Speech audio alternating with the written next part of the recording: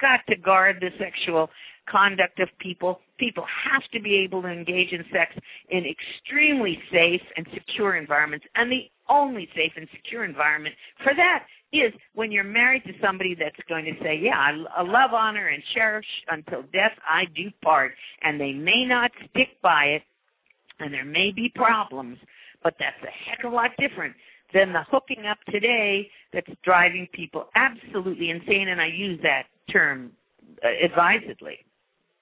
Wow. So that's my reply to that. Which term?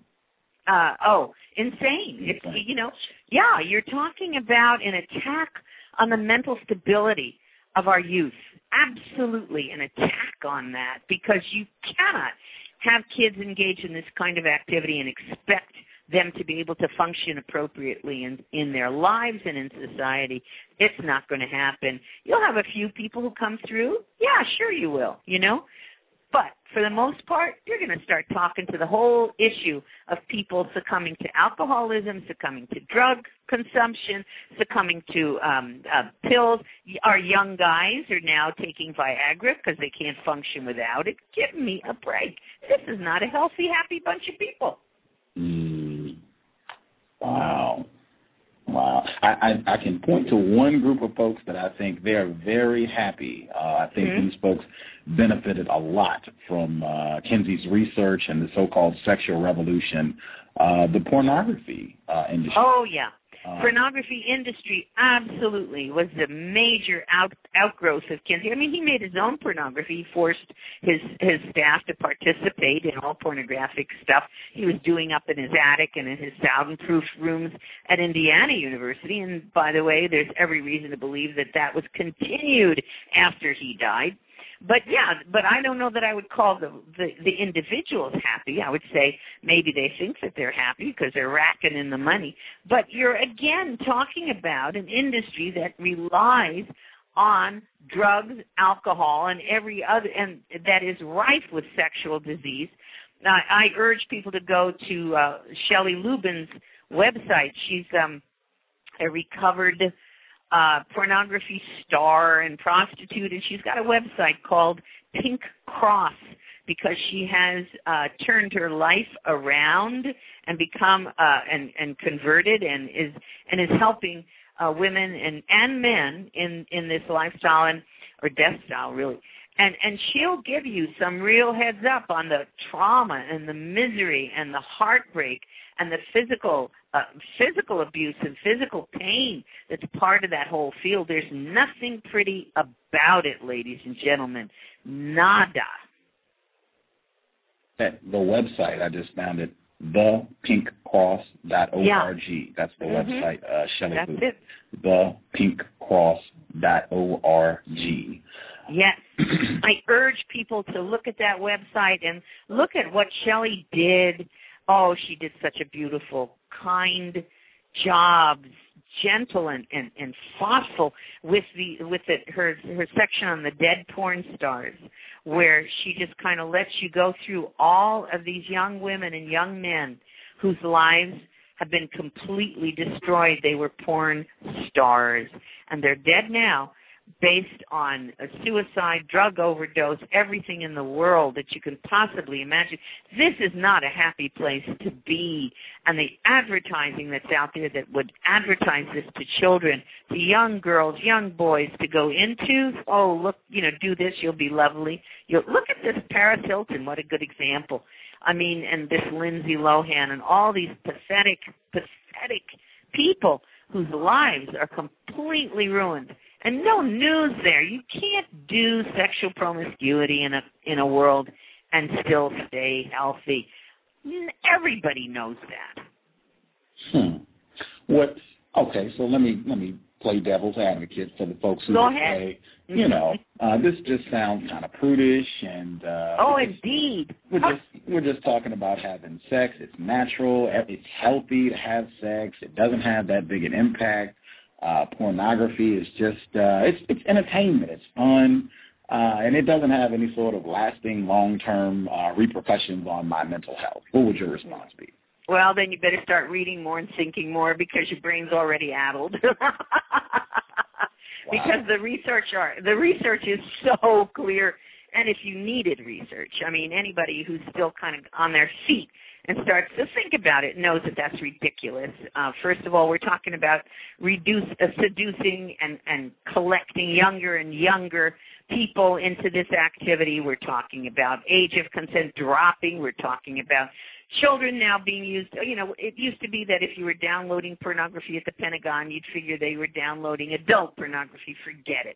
That's gone by the wayside. Once you become addicted to the one, you're going to be addicted to the other, and you're on your way down to child pornography. Now, maybe some people don't, and they're still stuck in the adult stuff, but that means that they can't. They're impotent by definition.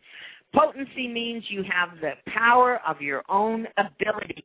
You do not need, like my great-grandpa sure didn't need to have pictures of girls when he had 16 children, right? Potency means you have the power of your own masculinity. What people don't understand is all pornography has been aimed at the creation of impotence, at emasculating men.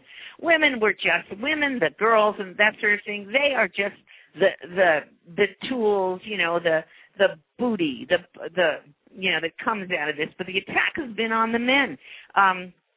Potency means that you have your own power. Impotency means you're without that power. You can't make love to the person that you're supposed to love without imagining an image of somebody else, or even imagining her in an image or a scene.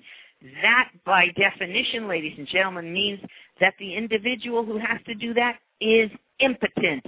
And that is exactly what all pornography of every kind, so-called soft and hard, will do to the user after any period of time. So you may think that you are potent because when you picture that image and you're with somebody, you're using that person simply as some kind of a receptacle.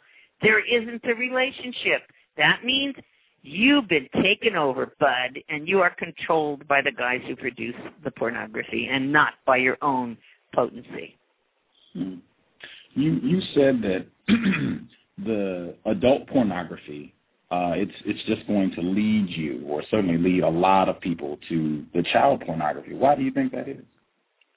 It's an addictive process. It's a neurophysiological process. Your brain works in a certain way. It's like, look, all pornography are drugs. It triggers a dopamine spritz. It triggers in males and in females too testosterone production. It triggers a whole broad spectrum, a cocktail of drugs, internal drugs that you make yourself. We call those natural drugs or endogenous drugs.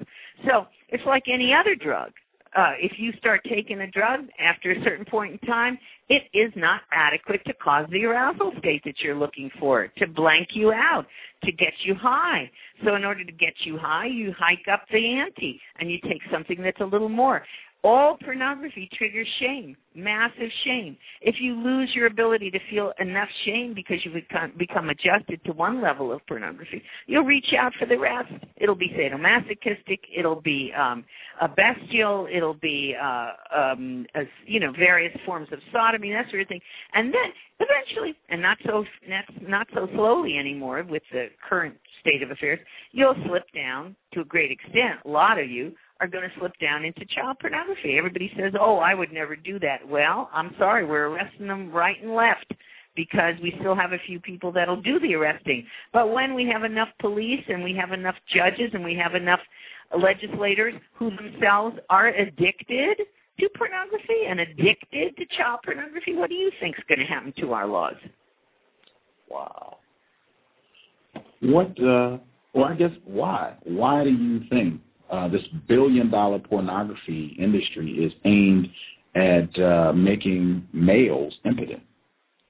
Well, you can start off with just a personal deal. I mean, I think that the guys who themselves are impotent, that guys who have lost their ability to be masculine, their ability to have a relationship with a human woman, to produce a family and have all of the beauty and all the joys thereof, as well as the trauma and the struggles, that those guys are just incredibly jealous. As far as I'm concerned, we know full well that somebody like Hefner, who can't function without his pills and stuff, and who can't even function then, and Guccione and Flint and all the rest of them.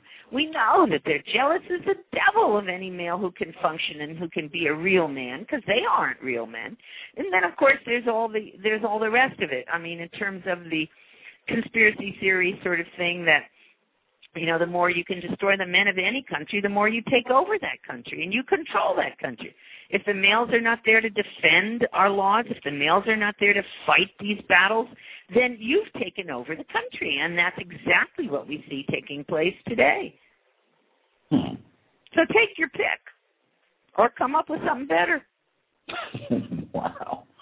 Wow. This is really detailed. I would encourage folks, go to her website, because you can look at this for yourself and see some of the charts and read some of the articles, books, and what have you. But you talk about the sex industrial complex and how the porn industry, the pharmaceutical companies, and the sexology academia, they are all related and they have a nice synergy. Can you kind of break that down for our audience? Oh, absolutely. Forget the what did we call it?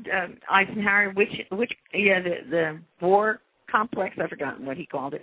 Yeah, you're really now talking about the biggest, the most important mind control structure that's ever been created, I think, and that's the sex industrial complex. For years, sexologists who are trained dysfunctionally and who watch pornography for hours, days, weeks, months in order to get their degrees, by the way, we're talking about sexologists having gone into the courtrooms to stand in place and to claim that all pornography is really harmless and actually is good. It helps us, it helps us grow.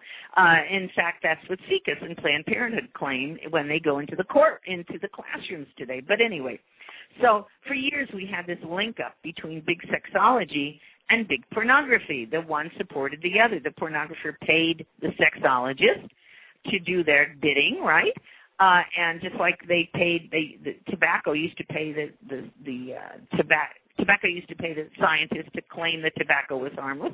So we have sexologists being paid by pornographers to claim that that's harmless. Well, as you created more and more dysfunction, the sexologists were happy to say, and I quoted in there, our dance cards are no longer empty. We now are wanted by Big Pharma. Well, of course they're wanted by Big Pharma, because when you emasculate your population, they need the little blue pills. So Big Pharma steps in to give the little blue pills to everybody, start giving everybody Viagra, they're paying a fortune to try and find a little blue pill like Viagra for women. They've got a whole bunch of those they tried. They didn't really work. But the other big piece of that thing is that as you're able to sexualize a society and make the children engage in sex early, you're able then to go around saying, well, we have to now vaccinate all our little babies for Hep B, which is a venereal disease, and now we have to give HPV to our little children. Why do we have to do that? We have to do that because we're assuming that they'll all be sexually active from birth. That's billions of dollars that goes into the pockets of Big Pharma. In addition to that, all of the subsequent diseases and all of the subsequent problems that come as a result of all these early vaccine insults to the brain body of these children are going to increase your intake there, your expenses. You're going to be racking in the money, the likes of which you never knew.